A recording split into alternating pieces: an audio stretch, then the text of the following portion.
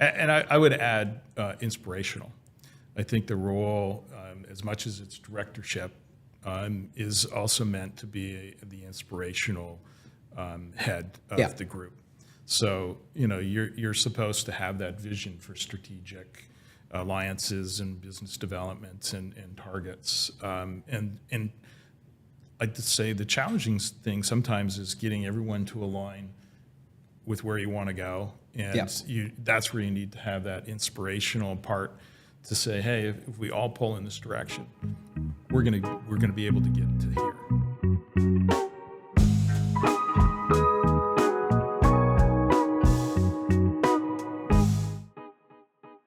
Welcome back to the workshop presented by Aplin Martin. On today's episode, I'm joined by two gentlemen at the helm of Aplin's leadership team and the first directors, Ben Rawlinson, Director of Interior BC and Alberta, and Scott MacDonald, Director of Architecture. Ben and Scott are esteemed professionals within their disciplines, having practiced in engineering and architecture for 20 and 40 years respectively. As the two have risen the corporate ladder, they can agree that the challenges never quite stop, but how they handle them has changed throughout the course of their careers.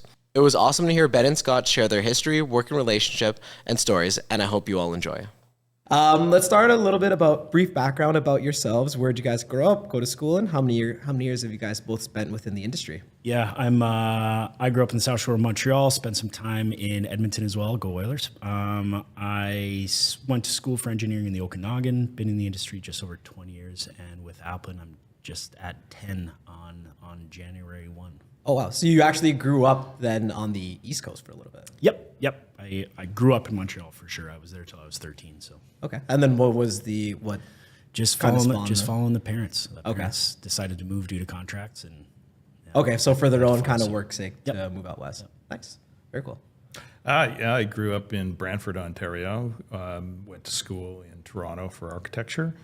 Go Leafs. Yeah, go Leafs. Yeah. I'm old enough to at least have seen them win a cup.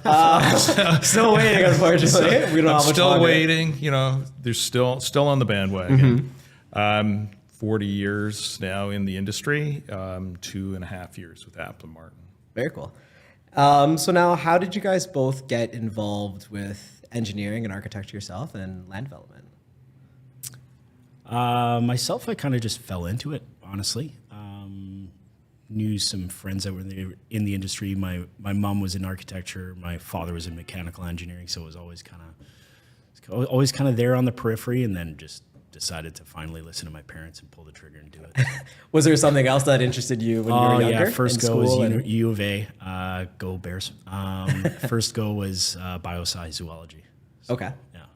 Animals then. They're like, you're really good at numbers, Ben. I'm like, I'm going animals. I'm going animal. I like on the tigers and the pandas. It's not the right move.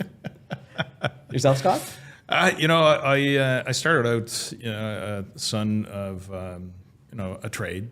My father was a painter and always taught us how to paint and said, hey, as long as you learn a skill in your skilled trade, you'll always have work.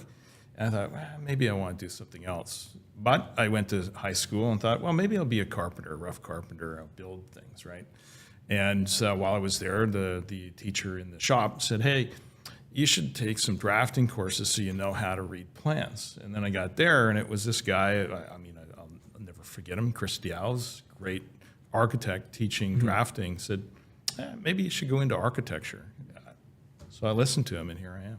So there was something he kind of saw, I guess, maybe in like your attention to detail or something like that from the plans that you guys were doing originally. It might have been all the bandages on my hands. Oh, and he's like, maybe stay away from the sawing Stay away from saws. Stay away from the sharp objects. Take something a little less risky. No, he was pretty inspirational. Just his enthusiasm for architecture and his excitement was inspiring. So I thought, well, maybe this is something that I should try. And I have to say at the time, I think the Brady Bunch was a big, daily or week sitcom. I thought, hey, they got a pretty good life. He's an architect. Maybe I could do this. One of one then, inspiration. Now, let's talk current day. What roles and responsibilities and I guess position do you guys currently hold within Aplin Martin? Yeah, well, we're both directors, each of our different sectors. I'm the director for Interior BC, Alberta, and like to help out Ontario as well. but roles and responsibilities are. 2 days ago, I was up at a site with an owner doing a comprehensive development area for a retirement campus. A couple days before that, I was in an executive committee meeting. Yesterday, I was drafting in Civil 3D. Still getting in the weeds there. The afternoon, I was hiring a PN for another office. Like And today you're the doing a day-to-day is just And today you're with me. yeah. The Today I got Everything else in today- between. Yeah. 4 a.m. I get up to show here. Yeah, no, it changes every single second, every day, for sure. Oh yeah, it's I hate to use the term, but it's dynamic. Yeah. Fluid. One day is not the same as the next day. Similar skill sets, similar situations, but yeah, everything's a new day. You're taking on a different problem or a different challenge, and you're looking for different success. So yeah. Very cool. Now, before we get into actually kind of what defines a director and what, I know you guys got a little bit into what day-to-day looked like, but before we get more into that, I kind of want to speak to, and I want you guys to speak about what got you to your current positions and kind of each of your individual journeys. Obviously, a lot of experience throughout to get you to where you are and a lot of lessons learned. So Ben, why don't we start with you? Yeah, my story's relatively simple and probably a story that a lot of people in Aplin have experienced. I, straight out of school, joined Stantec. And I was a problem solver. I worked independently. I solved my own problems. I did my own work. That helped me get far ahead because there weren't all the questions. And this is before YouTube. I was before ChatGPT. I was self-taught, truly Yeah. self-taught. Like there was a manual. I never even opened that because books bother me. But Yeah. so I worked for Stantec and some interesting projects. Got to work across Canada and got to work on some stuff in the States and some really big billion-dollar projects. But I realized I was a cog in the wheel. Yeah. And I was just kind of done with it. There's almost like a ceiling within that Stantec realm. So I turned to some trusted people and I said, who do I work for? And they said, it's either this company or this Aplin company. So I went to that company and I worked there for a bunch of years and it was pretty great. Not going to lie. I started building my client base. I started building my friends, my trusted partners. And then they got bought out by WSP. Back And I was to like, Right back to square one. and back to the other. now it's even bigger. Yeah. So I went back to my trusted advisors and like, who do I go to? And they're like, remember when we said Aplin Martin? There's still those guys over there. So it was good timing and a good fit. And 10 years couldn't be happier. Very cool. And this is out of the Cologne office, correct? This is out of Cologne office. So now, how many years have you spent within the Cologne office? The Cologne office is 10, coming up on 10. Okay, very cool. 10 years. And from then until now, it's grown in size. And I had Jordan and Josh on a previous episode, and it was really cool to kind of get to know them and to get to know their backgrounds as well, right? So kind of just to see the success and to see the growth of that, it's got to make you feel proud. Yeah, for sure. I mean, Cologne has had almost all positives, honestly. It's not a unique place. It is a unique place by topography, by beauty, by the challenges in engineering. But it's not a unique place in business. You still show up, you're there for your clients, you're there to answer the phone, you set realistic expectations and you meet them. Yeah. One thing that is unique to Kelowna is, and this is again almost by the education system that's set up with the college and the university there, graduating students, is there's a lot of youth. A lot of youth. So what does make Kelowna quite unique is we were not afraid to train from grad. And we always have the excuse, it's like, I'm too busy to train. And it's like, well, that's because you're not doing it properly. Like, you need the tools to have effective training and you need the tools to have these people homegrown. But you look across the office in Kelowna, it's something to be proud of because there are people like me that we've been there 8, 9, 10 years and it's straight from grad. Yeah, and I believe Jordan and Josh as well. They also straight from grad. Yeah, and they grew up there, born there, grew up there, and then they're still the list living goes there, on. Ryan, right? J2, like the list goes on and on of just straight homegrown from school. Wow, that's very cool. That's amazing. Now, Scott, yourself. Let's talk about a little bit about your journey before you got to Alpin and all of that. Yeah. So 4 decades now as I look back on it. I'm starting to feel my age. But yeah, I entered architecture with a really small office. There was like 3 or 4 of us. And I always said that I would never write a resume and never apply for a job. I was hoping that someone was going to give one to me. And I was fortunate. Get the work without doing the... Well, I was fortunate because right out of school, the dean of our course asked me to come work with him at this firm. And I think that was the best thing I ever did. He was really strict. I showed up an hour early for my first day, and he was already at the door with his arms crossed, looking at his watch, waiting for me. And I said, Ralph, what are you doing here so early? He goes, well, I'm making sure that you actually are committed, right? Okay. Yeah, so I learned a lot from him about architecture and about responsibility and accountability. Then, had various positions, started a business in the 90s right after a recession, did work around the world. That was an educational process as well, because there was only two of us, and we were managing a couple hundred projects. Wow. And my partner, the day after we formed the business, got on a plane and flew to Kuwait. And we started work in Kuwait while I took over North America. So Literally conquering the world. it was challenging, but conquer the world was one of our aspirations. Yeah. And I came back to architecture because my wife told me I better get a new job or a new family right at the Millennium New Year, because I was never home. I was always traveling. So I decided, maybe I got to go back to architecture. And I worked for a firm. I was the director of operations for about 6 years. Grew the business from 12 to 50 people. And then I thought, well, you know what? I haven't tried contracting.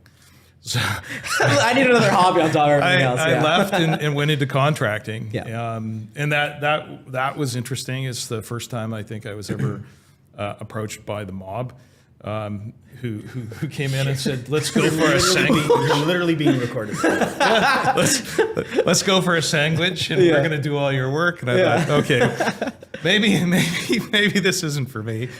And so right then, a good friend of mine, Frank, we had met each other years before, and he had just left his firm, and I was looking for something to do, and we had lunch and said, hey, let's help each other out. Cohabitated for about a year, and then I said, well, are we going to make this official? And we're going to tie the knot, yeah. And so we started Intersect. Intersect was symbolic because it was a series of intersections within our lives, within our careers, that brought us together. And there's always intersections everywhere in architecture, corners and cross sections.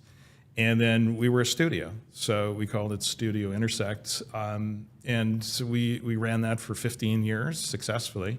Hardest part was, no doubt, COVID, where we were on the verge of closing the doors. And it was right then that Aplin Martin sort of showed up. We were doing some work, and I think we actually did work with your office in Kelowna on a small project. Unbeknownst, I just thought Aplin Martin was civil engineering and planning. And we were looking for someone in the British Columbia market to help us with boots on the ground. And it was a colleague, Craig Warnock, who said, hey, I know this group, Aplin Martin, maybe you should have a coffee. And so next thing I knew, I was on a call with Ed Fuji, the president at the time. He asked me if we'd consider an acquisition. I told him we'd do a whip around the office, but I'm not sure we could buy him out. And it took about another year for us to sort of get our stuff in order post-COVID to a point where we were comfortable that the acquisition of Studio Intersect would be successful. And here I am 2.5 years later. Couldn't be happier. Very cool. Yeah. And now we both share an office back down in Oakville. Yeah, now we're both sharing that office. That's awesome. Now it's great to hear kind of both of the stories about how you guys, again, came from Brantford and Kelowna to smaller cities, and then back to now being able to kind of, like, you guys travel countrywide for the director's role, right? To where you guys are now. So I'd want to hear now exactly how you guys could define that role. Someone's got to take it. I started scratching down kind of just one-liners of what I've done in the last while. It feels like a month, but it's been almost 8.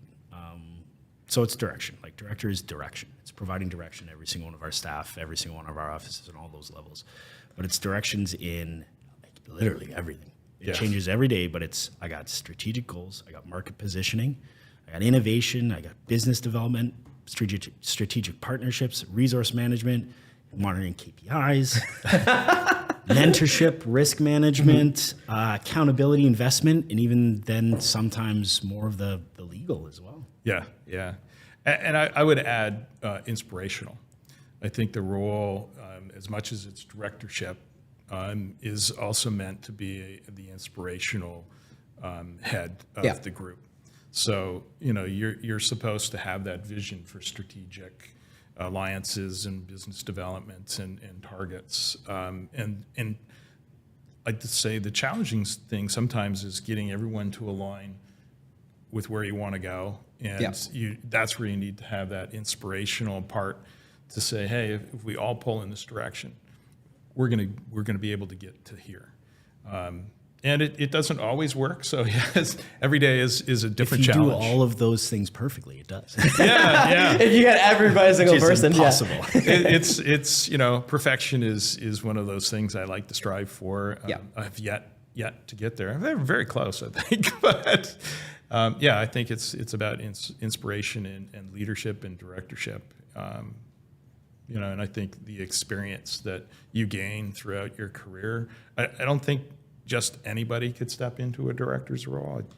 You really need a varied degree of dynamic. Drop the dynamic. Dynamic. Somebody told him he has to hit at least 5 in the podcast. I got to say dynamic at least 5 times or it's not working. Yeah, it's funny. This echoes for everybody who's become a project coordinator, PICO, project manager, and who stepped up.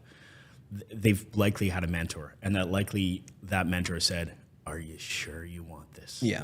And you're like, "Of course I want this." And then you're a project coordinator, like, "This is hard." And then you're a project manager, it's like, "What is my life?" And then you're a director, and it's like, "Oh, it happened again." Yes. I'm restarting everything. It's like steroids. It's on steroids. It's a lot. It can be a lot, but you're right. It does take harnessing a couple powers of being an actual scatterbrain and using it as a superpower. Yeah.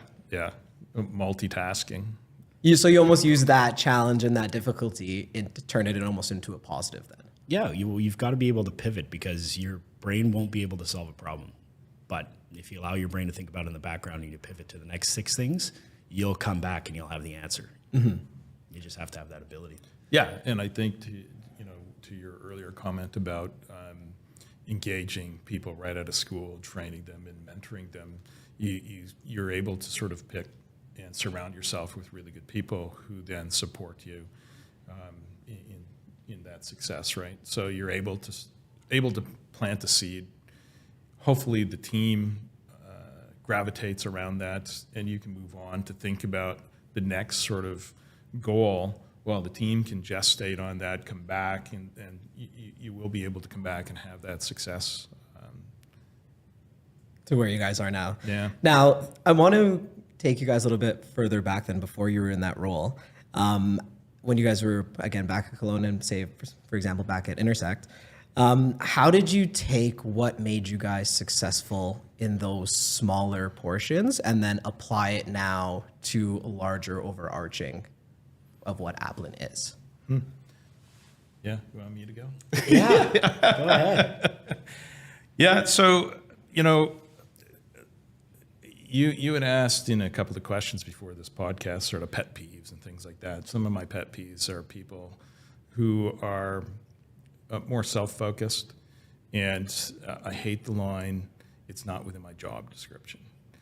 I think that's so small-minded. You're investing in yourself. So I learned early that I had to put myself out there, had to volunteer for things that seemed interesting, but maybe were crappy jobs, but you learned a lot from them, or you got to work with certain people that you really wanted to gain some knowledge from. So I'm looking for those people in our office, and it's there's two philosophies I think I've tried to live my life by. One is always do the right thing, That could mean that it's not the right thing for you immediately today, but it's the right thing for whomever you're doing business with. So if it's right for your client, eventually it will be right for you. And I think I read it somewhere. Do the right thing especially when nobody's watching, because that's when it means the most. So it's all about integrity and about your professional credibility, right? And the other thing is always exceed expectations. So I'm always trying to inspire the next level of people that good enough is the enemy of greatness. You could become complacent and become mundane very quickly. And if you're lowering the bar, you need to always be pushing to exceed the next level, the next plateau. And if you just settle for good enough, then you're just like everyone else in the field. You're not really standing out. And that's that bit about putting yourself out there and taking on other responsibilities. But I try and inspire our teams to go, I know sometimes it costs us, money, our budget. But if you just think about how could it be a little bit better? The extra 1%. Yeah, you could make a huge difference in your own career, but also for the firm and for your team and for your clients and your colleagues, right? So those are some of the things that I've found have helped me through my career, do the right thing, exceed expectation, and have a really good work ethic, right? Sometimes, and coming into this industry, you should already know this is not a 9-to-5 job. And as you start to get leadership responsibilities, it's definitely not a 9-to-5 job. And if you're entrepreneurial at any level, it's a 24/7, 365 job. And I think anybody in a senior leadership role can tell you some of the life, balance challenges that you have in balancing some of your objectives as a leader and some of your objectives as a good husband and family member, right? But those are things that I think have helped me get through my career. Yeah, I like what you said as well about do the things when people aren't looking, because I think that's something that I like to apply to my life too, and I'm sure a lot of people in our position do as well. As starting and then maintaining, I think, is the hard part. Good habits, right? Yeah. Find a routine that works for you, and then continue to apply it day by day by day. It's not starting the habit. That's the easy part. But being able to keep it throughout and finding something that works for you. Yeah, everybody goes to the gym on January 1. Yeah. It's what, February 15th, exactly. Right? Never It's gone the to the gym on consistency. The consistency that matters. I don't like lying to myself. As long as you're honest. Yeah, this is almost a question like what would you tell yourself had you met yourself 20 years ago? What kind of made me successful in my career is still what makes me successful. And it kind of also, it was a bit of an awakening for me when I had a few struggles in the director role. But what made me successful is solving my own problems. And I go back to that, I didn't have YouTube, but I found a way, the same thing as you, I found a way to take on work. And even if it wasn't in my scope, it wasn't in my realm, I solved my problems and I learned how to do it. I've drafted electrical for restaurants. Yeah. So if you need someone, Have you guys met each other yet? I've set up new families in Revit. Like I was in a multidisciplinary firm and someone was like, I need this done. I was like, I got you. I'll figure it out. It's having that. So how that ties into this, don't call it an epiphany, but this realization I had is when I started to struggle as a director, I started to realize that I was starting to solve other people's problems. I stopped solving my own problems. So I have 10 direct reports, and I was going into those direct reports, and I was saying, hey, okay, I'm going to do this. I'll call this person. I'll do this, and I'll do this. And then everything started slipping, and I lost focus of what made me good, and that's what solving my own problems. Yeah. What is the actual overall problem, and allowing others to solve their own problems and providing that direction to do so. But Yeah, that's big. There was a book that I got when I was first becoming a junior job captain called The 1 Minute Manager. And it actually changed my perspective on things. And there was a follow-up how do you work book. 24 hours in a day if you're a 1 minute manager? Lots of 1 Lots of 1 minutes. Lots of 1 minutes. But there was a follow-up to that book called, I think it was The 1 Minute Manager, Monkey on Your Back. And it was exactly that someone comes in and they meet Julian, and Julian's got a monkey on his his back and he says, "Hey, what's going on, Julian?" "Oh, I got this problem." "Wow, let me think about it." And the monkey's now on your back, right?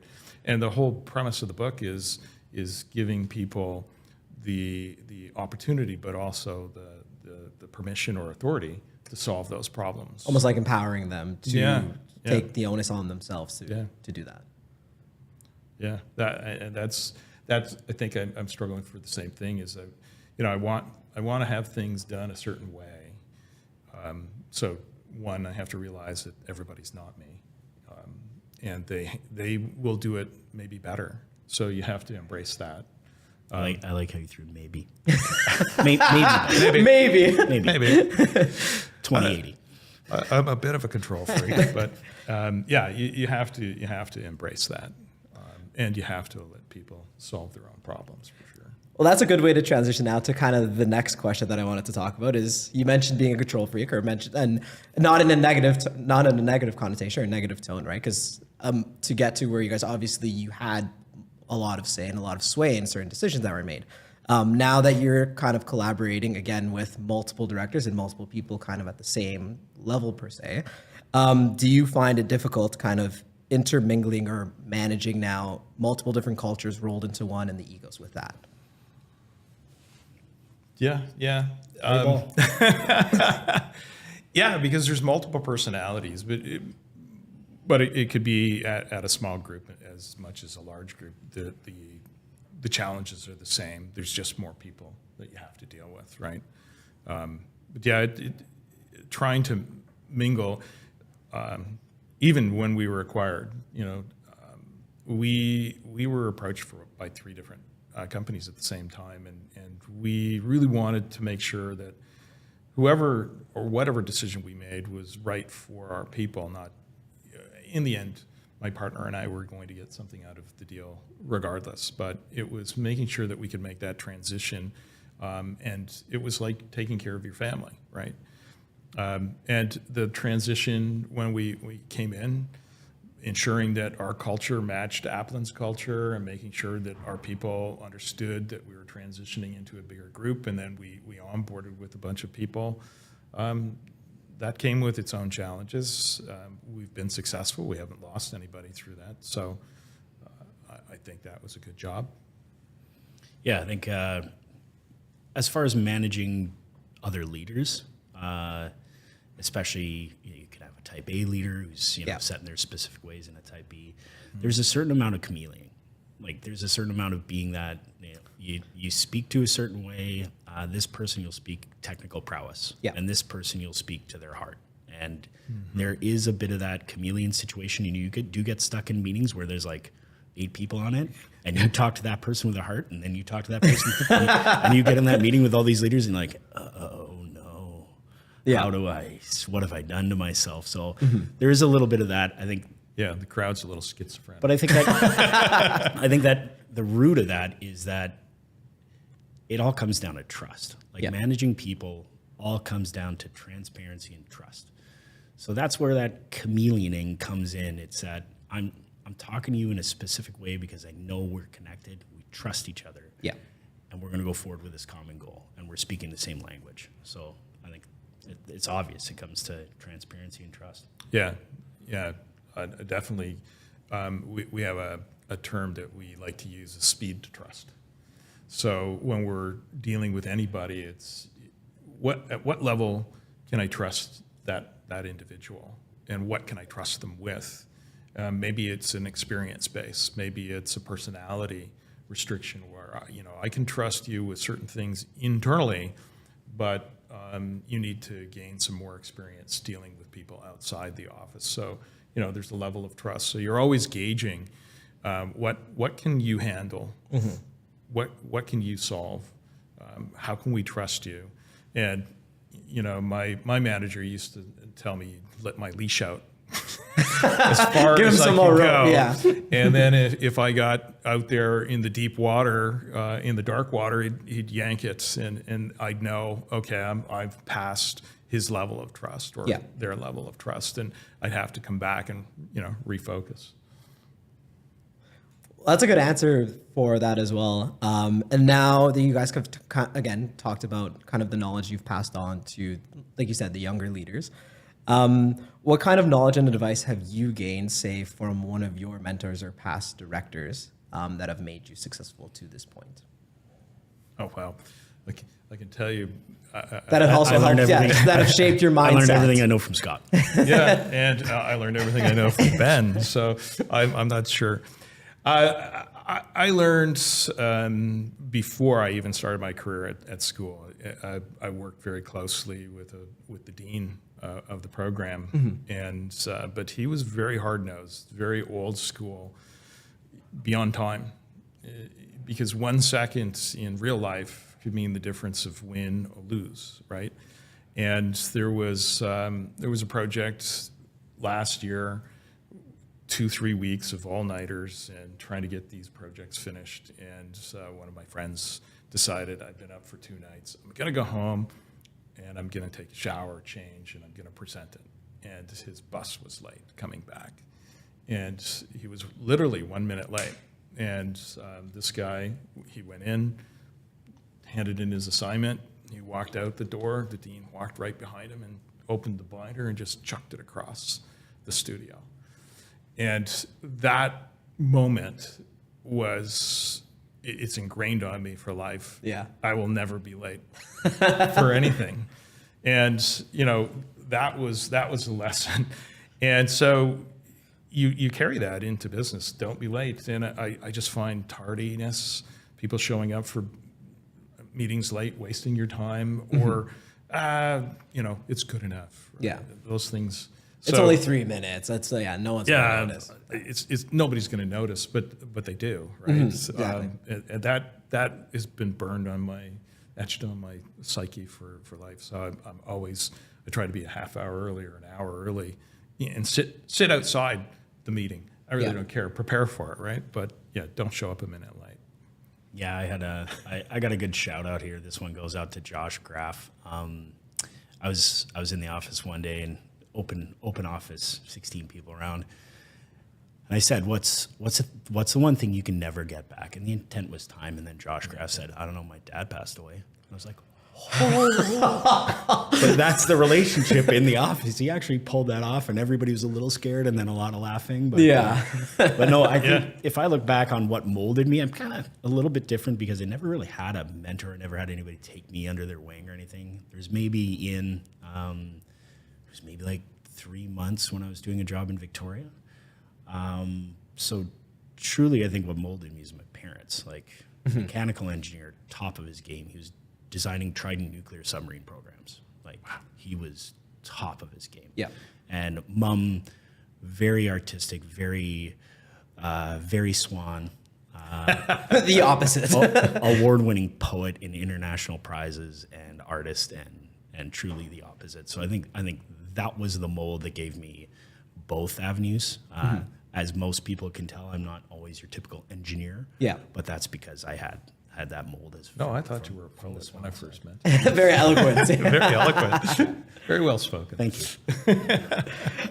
Was there something that you learned maybe from either of your parents or from one of your parents that still sticks with you? Something specific, like an example? Well, one example, geez. Probably my mom and her passion for following her dreams. Okay.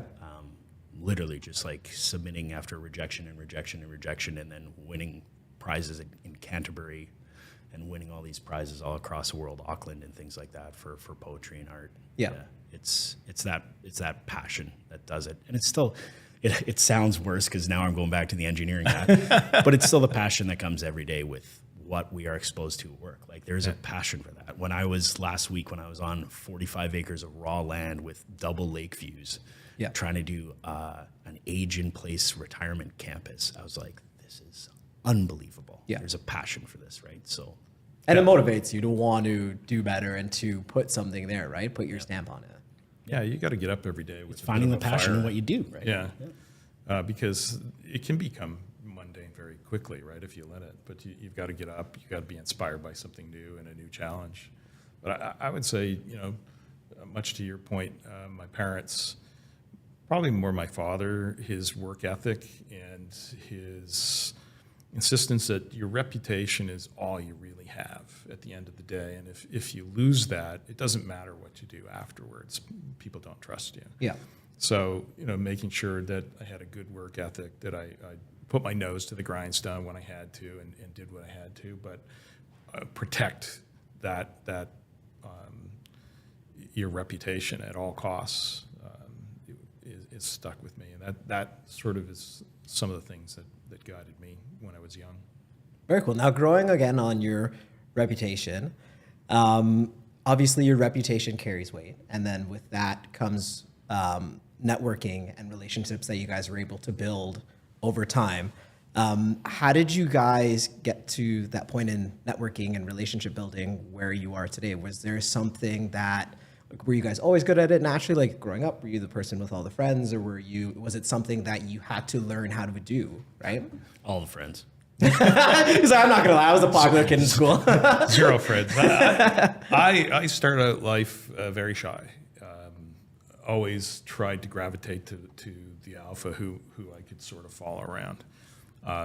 And so I was very introverted. It wasn't until I went to school, left home, and I moved in with a couple of introverts. And I was looking in the mirror going, hey, this is not what I thought school would be like. I need to change my personality. And that was hard because, even today I struggle sometimes in crowds, but you have to put yourself out there and be a little uncomfortable. And then I found as I went through school, being able to talk to people became a little easier. You have to be able to face rejection. That's hard. I think for anybody. The pretty girl at the dance is gonna say no sometimes. Yeah, every time I asked someone to dance, they were always washing their hair. I don't understand what was going on. They never came back. But yeah, I don't know. I think it was just through working and showing people that they could trust in you. You built a certain relationship with people and a certain reputation that if they wanted something done, they could give you a call, right? And it was those relationships that carry through into some of your business development opportunities now. Very cool. Yeah, I've had a lot of luck in my life. I never was really a shy guy. I was thrust into acting and in junior high and everything, and I didn't really have any problems speaking in front of people. But there are definitely struggles in creating relationships in any situation, and the only lesson learned, truthfully, the only thing I can say is a lesson learned of what I've kind of done over time is being 100% genuine. Yeah. Connecting with an actual person and being 100% genuine and saying, I have your back. Yeah. And them actually knowing that. It takes a lot more time. Like we have many examples of clients, and I'm sure you do too, where maybe it took 5 years for them to finally trust you, but you worked on that and you took little bites over those 5 years, and eventually they trust you, and they trust you 100%. Yeah, it's not an overnight process. No, it does take some work, but it's being just genuine and saying, I actually care about your projects and I care about your success in your company. Yeah. Yeah, you want, the ideal client is someone who sees you as an extension of themselves. And that's what we're always striving for. We treat you as if you're us, and we act as if we're you, and we care about your project and your success.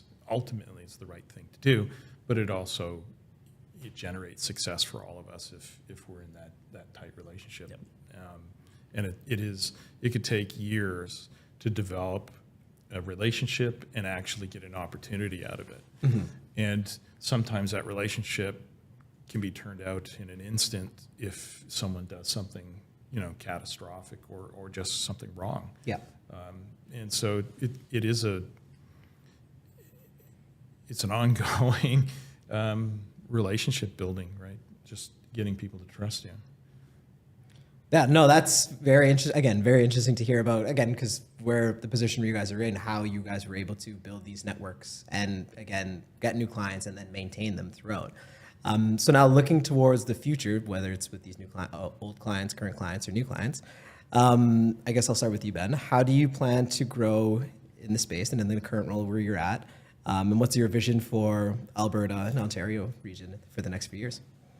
There's a lot. There's a lot going on. So the vision, I'll start west and go east. The vision for the interior is more brick and mortar. So we're looking to expand with physical additional locations. Obviously, our population base is a little bit smaller, so those will be targeted in kind of, one would call them a rural center, but say, I'm not picking this off the top of my head, say Cranbrook. Cranbrook is next to Roslyn. It's in that kind of region where you could open a brick and mortar. So that's the interior, and continuing to build those relationships and build those key trust relationships and large clients. If I shift over to Alberta, there's a different transition there because they've aged to a point of, like, it's the teenage years here. They've been open at just over 10 years, but it's almost like a human being turning into a teenager. Yeah. They have the right people in place. They have the bones and the structure. Alberta's expansion is going to be different because it's very much shake a hand. Like, it's very much get in front of a person, have those conversations. It's how the prairies made it through every harsh winter. People care for each other. You're face to face. You're shaking hands. You're meeting together. You're in person. Mm-hmm. You take care of each other. So that's across both our Edmonton and Calgary regions. That statement stands. And then Ontario, we're kind of still, we're under our teen years. Call us tweens. Call us, a little more junior. Yeah. Again, right people in place. But if you look at, like, the micro side of Ottawa, just starting up, that growth is going to come from creating the right set of bones. So it's getting the right senior person in there, getting the right BD person in there, getting the right project engineer in there, getting a proper amount of technologists that can do the work and have the right skill sets, and setting up the framework for mentorship and all the good things we have in an early onset. Those are going to be the key wins and key growth in Ontario. It's awesome to hear. Scott, for yourself, for the architectural division. I've got many years in the industry, but in terms of Aplin Martin, we're just, infants. So there is a huge runway for us and ahead of us. Part of our goals and our vision is similar, is to grow our brand within Aplin. We do have some specific needs that are different than, say, corporately. I think I said at the last large corporate meeting, every family has different children, and we're just one of the needy children that have specific needs. We're different. We're not better. We're not worse. We're just different. So, some of our immediate challenges, we're working on our new website. That's going to be launched later this summer. Final draft is under review. I'm now working towards aligning our offices nationally. So Oakville came with its own sort of corporate structure and background. Vancouver has been growing. Now the challenge is how do we align with one another so that we're doing this as a team, one team pulling in the same direction. That's sort of the immediate vision. And then we're looking at how do we grow some bricks and mortar. We see opportunities within the Alberta market. We need boots on the ground here. Yeah. In Alberta, we're losing opportunities, and we're missing those handshakes with key individuals within that region. Also, we recognize that Atlantic Canada is a growth opportunity for us architecturally as well. There's lots of money being funneled into that region of Canada, lots of opportunities. So, we've been investing there as well. We see that there may be an opportunity to open an office in that province. New Brunswick, Nova Scotia sort of thing. And we just secured our first project in New Brunswick through some relationships that we built from our clients. So predominantly we've been working across the country for over 15 years, but we don't have actual business development that's happening in certain regions. The work that we're doing is because clients are taking us there. They're doing the work. Yeah. They're migrating, and we're following. This is the first project that we've been able to secure on our own from a local developer. So that's exciting. That's sort of that first entry, and that took 2 years of talking and handshaking and meeting the right people. So that's just the tip of where I think things are going to go. So now these are, again, like you mentioned before, between all of these goals and for the future. These are just a handful of moments or future moments that you guys think would happen. I want you guys now think back over your career and through moments and learning lessons. What would be the one moment when you guys, whether it can be at any age throughout your career, what would you say was your biggest welcome to, I like to call it the welcome to consulting moment, or the biggest learning lesson you had and during which project and what you took from it? Wow. The one moment. Welcome to consulting. I don't know that I can put it into a moment. Yeah, it's a really difficult thing. That lots of moments, like first time this is way back, so it was a big deal, but first time I had a 6-figure contract signed. That was a big deal for welcome to consulting. There's tons of examples. First time I was invited by, at the time it was Stantec, to 2 years into the industry to go teach them how to use Civil 3D. Teach the entire office in Victoria how to use Civil 3D. Or you were I'd been being out able of to be school a year and a recognized, half, right? To the business development aspect, being on the UDI board, that was a big aha moment. Being like, they actually want my opinion. my opinion matters in the industry. This one is strange. Yeah. So yeah, there's a few that are in there, but it's kind of hard to pick one. Yeah, I guess you could maybe call them proudest moments, maybe. Yeah. I think some of mine would be that I was given the opportunity to run a national program, at a young age, which showed that some of the work that I was doing was being noticed and people trusted me with a certain level of responsibility and accountability. That led to being able to do this master planning for Centennial College in Scarborough, Ontario. We did a $50 million renovation, which involved new buildings, athletic wing, restructuring parking, all of that kind of stuff. Lots of sleepless nights. Yeah. That took up 2 years of my life, but it was rewarding.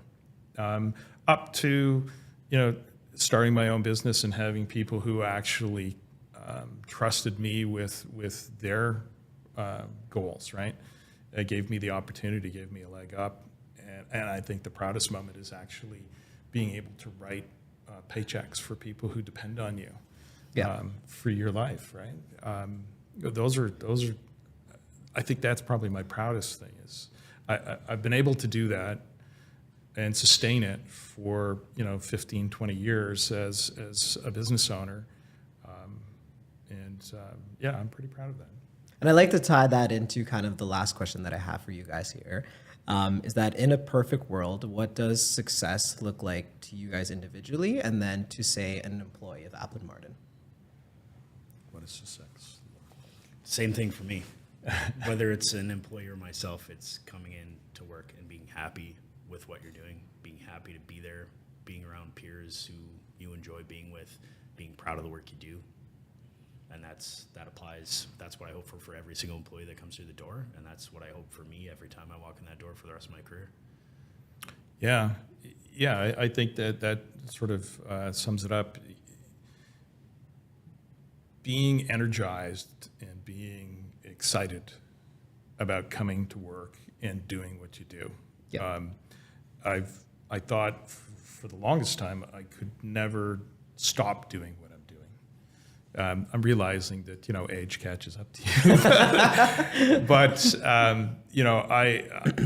I get out of bed 5 a.m. and I try to be first at work, and I'm just charged by everything that we do. I love all of the aspects of projects and problem solving. I mean, what I'm finding now is I'm being inspired now by the younger generation who are working with me. Yep. Because now I look at them and I go, wow, like these people are really smart and they're really ahead of themselves, and they don't even realize it, right? And that recharges your battery because it makes you want to be better, because you want them to succeed as much as you have, right? So those are I think the things for me that say success, you've got people who want to work with you, who trust you, rely on you, depend on you, and still want to follow your leadership, right? And I think even for me right now, as I talk about transitioning in the next couple of years, I've got people in the branch who say, well, we don't want you to be leaving us. Stay forever. Right? Stay. We need you around. Yeah. That is a huge compliment. Yeah, we'll drop your hours to 40. Yeah. Got them there. If only, the first day. If we had day stretchers, we could be working longer. Right? Yeah. But I think, success is now people who look up to you and trust you, depend on you, and want you around. And creating that environment for them, exactly that, for them, that they can look up to you guys and then still want to stay, come in the next day happy, energized, like you said, right? Give it back to them. Because you're trying to impart some of your excitement and enthusiasm, and they're bringing their own. Together, you're making something pretty special, right? Awesome. Well, I'd like to thank you guys both for your time today. That's all we have for today. Again, I'd like to thank Ben and Scott for joining us and sharing their knowledge and experience. And thanks to the listeners for listening to the workshop by Aplin Martin. Stay tuned for our next episode. Have a great day. Really, that's Thanks. it. It was a pleasure. We could go on forever.